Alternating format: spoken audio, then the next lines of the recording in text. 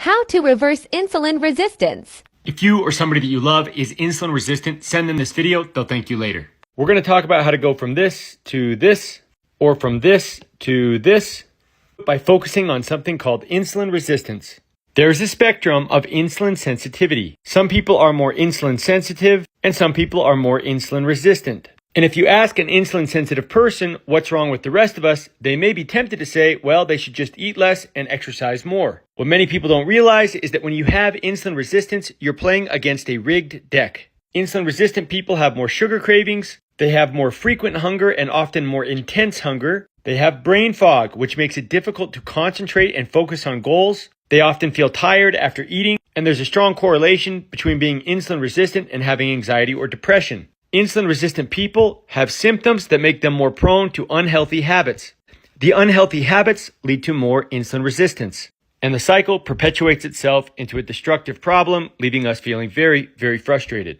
In order to get insulin under control, we need to know what increases insulin levels and what reduces insulin levels. If you struggle with snacking and overeating, then fasting might be a great solution. When we're fasting, we're not starving. We're simply switching fuel sources. Instead of burning food for fuel, we are burning body fat for fuel.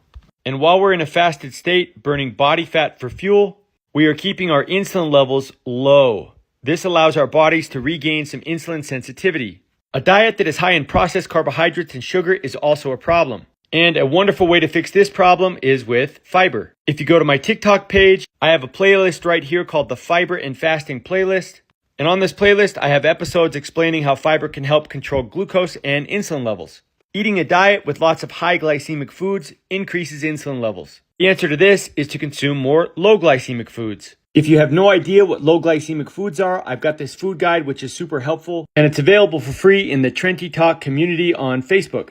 You can request to join, and right here at the top we have the food guide, and you can either download it, print it out, or save it to your phone. A sedentary lifestyle leads to low muscle mass, which makes it difficult to control insulin levels. The answer to this is to build that muscle mass with exercise and resistance training. The nice thing about this is you can start with things like fasting, fiber, and low glycemic foods, and often very quickly you can start to see some of these symptoms disappear. This breaks the cycle. Breaking the cycle makes it much easier to do the exercise and resistance training. These are some straightforward solutions that will help you go from being more insulin resistant to more insulin sensitive.